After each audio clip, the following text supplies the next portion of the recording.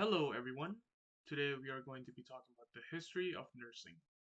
So yeah, I apologize for not being active on this channel because I'm now in college and I'm trying to get into the nursing program. So yeah, wish me luck. And let's get started. So in the first slide, we'll be talking about what is nursing, right? So nursing is a profession that focuses on the holistic care for the patient. So you might be wondering, what is holistic care, right? So holistic care means to care for the whole person.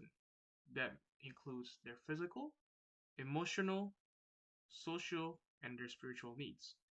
And other than that, nurses also play a key role in educating patients about health, wellness, and disease prevention.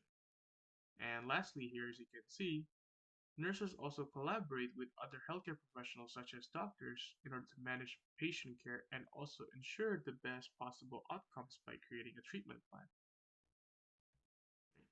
Next slide, we'll be talking about Florence Nightingale, or often called the mother of nursing.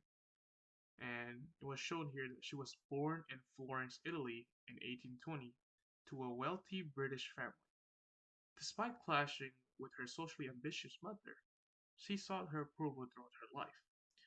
And Nightingale famously rejected marriage proposal, feeling that her true calling lay in a life of purpose. And in the year of 1844, she began her nursing studies at a German Lutheran hospital. And her greatest achievement came in 1860 when she established the Nightingale School of Nursing by setting formal standards for nursing education. This also marked the transformation of nursing into a respected professional field. And that is why nurses are often called the backbone of the healthcare system because they're so important to the healthcare community. And yeah, here's an inspirational quote from her that says, "Live your life while you have it. Life is a splendid gift. There is nothing small in it, for the greatest things grow by God's law out of the smallest. But to live your life, you must discipline it."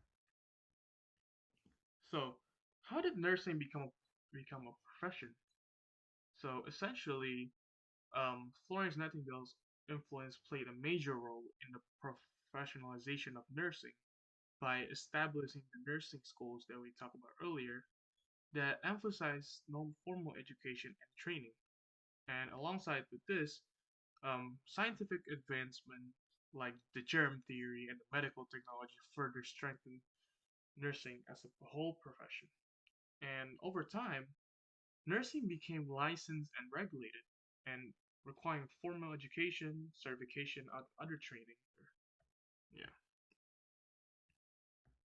And as you can see here are the healthcare interventions that are made by nurses. And the first one you can see here is will be the ostomy bag, and it was invented by a Danish nurse named Alice Sorensen.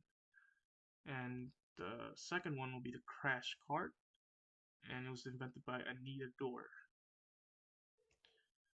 And these are things that we often see in the hospital. And the last one will be the neonatal phototherapy, also by invented by a nurse, and her name is Sister John Wards. And last but not least, we'll be talking about the types of nurses. Right. So the first one, or we can say the lowest level, will be the licensed practical nurse, or we often call it the LPN. And this type of nurses requires a diploma or certificate, which usually takes from 6 months to 2 years, depending on each other's pace. And you can take this LPN course at a local community college or maybe a trade school, and it also focuses on basic patient care. And the second one will be registered nurse or RN, and this profession typically holds an associate or a bachelor's degree in nursing. So it's not a certificate just like the LPN, and they're also responsible for more complex patient care. So like this is the next level of LPN, and LPN and RN are also entitled to take the NCLEX, and the NCLEX are the board exam for nursing. So you take this one exam after you graduate from nursing school, either from LPN or RN school, and when you pass the board, you automatically get your nursing license and you'll be able to work. And lastly, is the Advanced Practice Registered Nurse, or APRN, and that includes roles like nurse practitioners and nurse anesthetists, which requires a higher degree, such as master's or doctoral degree. And these type of nurses are a little bit different from RN and LPN because they're focused on um, treatment plan, such as